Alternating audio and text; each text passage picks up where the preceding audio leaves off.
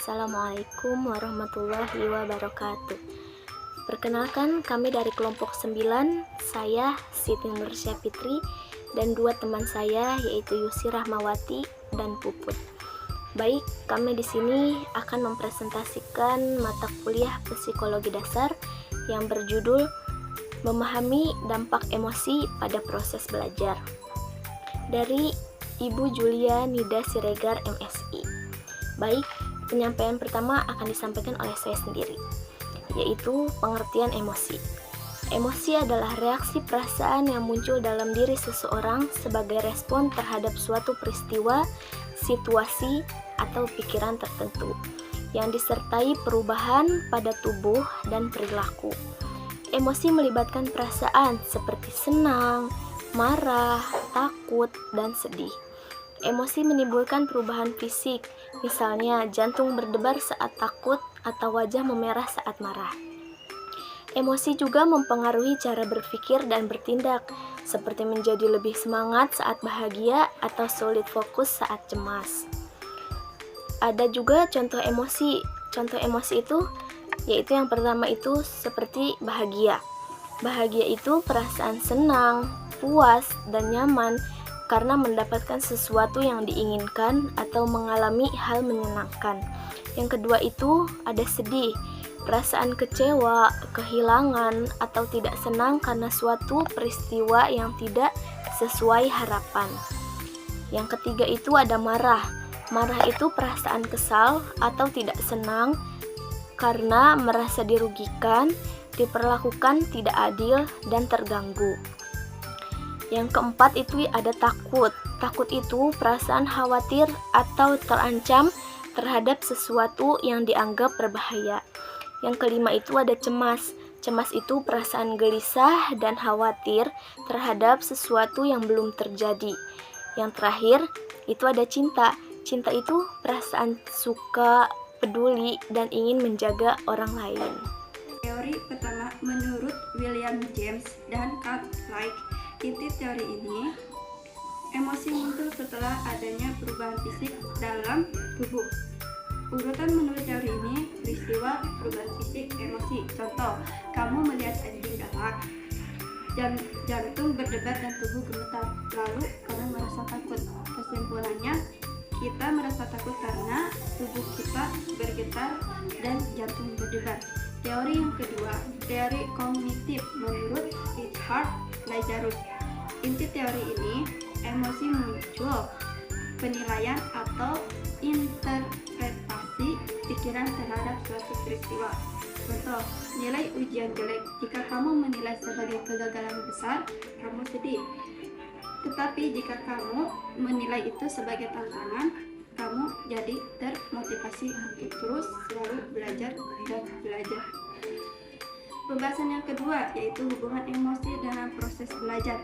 Emosi memiliki hubungan yang sangat erat dengan proses belajar karena belajar mempengaruhi konsentrasi, motivasi, daya ingat belajar, dan hasil belajar.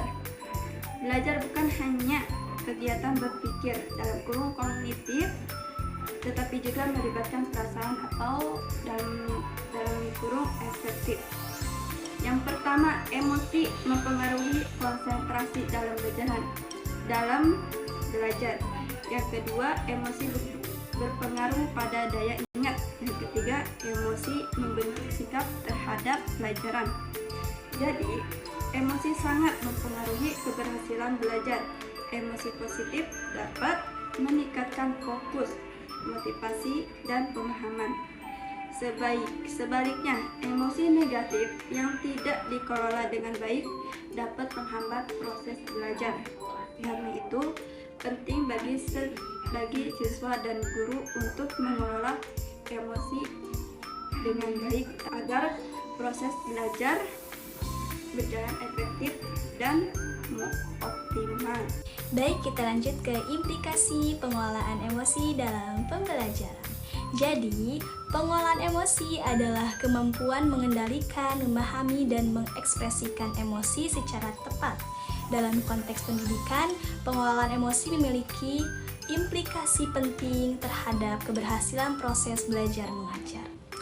Yang pertama ada meningkatkan konsentrasi dan fokus belajar. Biasanya, siswa yang tenang dan senang akan lebih mudah fokus untuk pembelajaran.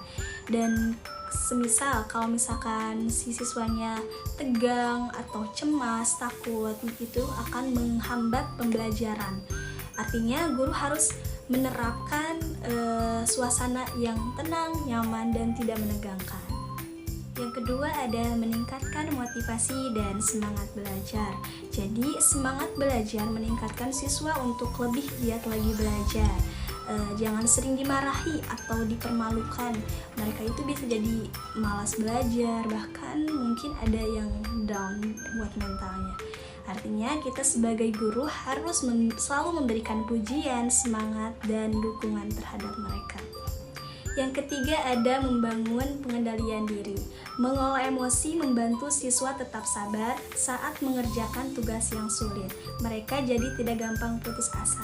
Artinya guru perlu mengajarkan kesabaran dan cara menghadapi kesulitan. Kesimpulannya adalah emosi merupakan bagian penting dalam kehidupan manusia yang sangat mempengaruhi proses belajar. Emosi dapat bersifat positif maupun negatif.